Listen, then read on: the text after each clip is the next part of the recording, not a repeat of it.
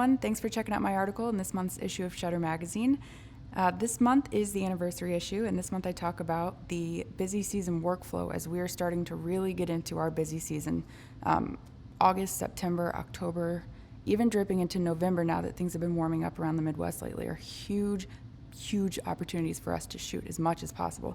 So I want to talk to you guys about creating the most efficient and time-saving processes you possibly can for your studio to make sure you're not making your life a living hell. So starting off is the scheduling. This is probably the most important part of your entire process, is to make sure that your schedule makes sense. So I've pulled up a typical day for us on how we would lay out our shoots. So we would start at about 9 a.m. if we've got a day full of 5 shoots. The first session starting at 9 a.m. going till 11 o'clock. It's so important that we have this information in the calendar so we know, okay, they're not on time. Let's give them a call. Where are we meeting? So there's no question. There's no back and forth.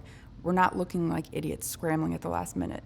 So from 9 a.m. to 11 gives us about 30 minutes or so to grab, actually it gives us about an hour to grab some lunch before the 12 o'clock session begins. So from 12 to 2, same thing.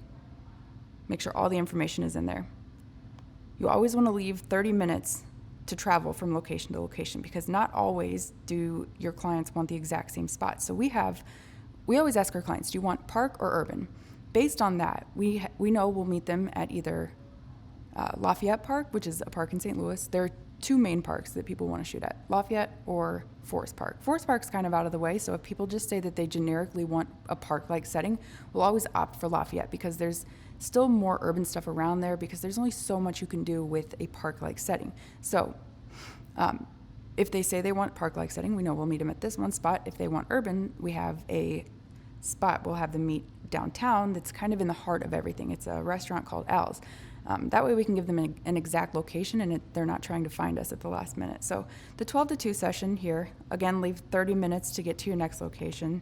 Like I was saying, sometimes the client doesn't always want to meet there. Maybe they have a special request for a location that's not as close. You try to work those days scheduling to make it as seamless as possible, like this, and then those one-offs you would schedule on a different day maybe, and get them scheduled on the last session so that you can allow yourself to schedule other sessions beforehand, giving you plenty of time to get to that outside location. So 2:30 to 4:30. Add shoot requests in here. If they don't have any, no big deal, but it's good to know this kind of stuff.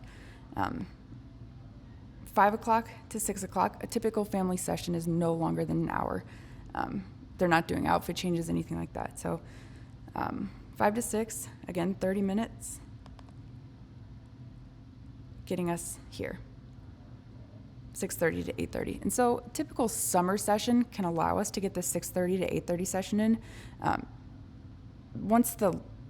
Once we get further into the fall, though, we usually cut this one and we'll wrap by 6 o'clock. So as far as scheduling goes, the devil is definitely in the details there. You want to make sure you are ahead of the game. You want to make sure that you're making this day packed full of photo shoots as seamless as possible for you, because if it's chaotic for you, you're going to feel that stress, and then your clients are going to feel you being stressed out. The next thing is the back end. So we use 17 Hats, and this is interesting for me because I'm just kind of moving into this new role with 17 Hats, taking over the back end side of Salvatore Cincotta photography. So I'm starting from scratch in a sense, trying to make this platform work for me. And what I see, a lot of people who get themselves in a situation with 17 Hats where everybody around them is saying, oh my God, 17 Hats changed my life. It's the best thing ever. And then you go in and you're like, now what? What I've learned is that the time you invest into making this system work for you will save you hours. Little details, like I talk about in my article. Customizing your senior photo shoot for girls versus guys. And it's in the language. So an email, like an auto email that goes out for a senior girl photo shoot, talks about bringing your dress, your jewelry, your shoes, stuff like that. You don't need to send that to the guys. So if you had one generic one between the guys and girls, you would have to go in and tweak that every single time it was a different guy or a girl. So things like that make life so much easier. And it's worth the time to invest up front than have to worry about it over and over and continue making more work for yourself. The next thing is during the shoot. So Sal and I have a very specific process, and obviously this is over years of working together, but I understand let's talk about seniors. With the senior session, I know that he's going to use maybe 3 lenses. So you want to be able to provide your clients with the tight, middle, wide, give them the variety in this kind of scene. You also want to give them that super wide shot for a signature style edit. Having that kind of workflow, I know Sal is going to need his 7200 when we roll up on a scene. And then maybe sometimes I can tell, in the beginning after the first outfit, after we've gotten them comfortable a little bit, while their face is still fresh, we'll pull them to the side, do their headshot there. So he'll put on the 85 there for that shot. This shot right here is the one that mom and dad always want. They want this as a 16 by 24 canvas on their wall. It never fails. So next thing I want to talk about is the obstacles, and those are never ending, and it's all about how you deal with them. So making sure your language is appropriate from the beginning is, I think, key here. So you want to make sure you're letting them know if this, then that scenario, so they're prepared going into the shoot.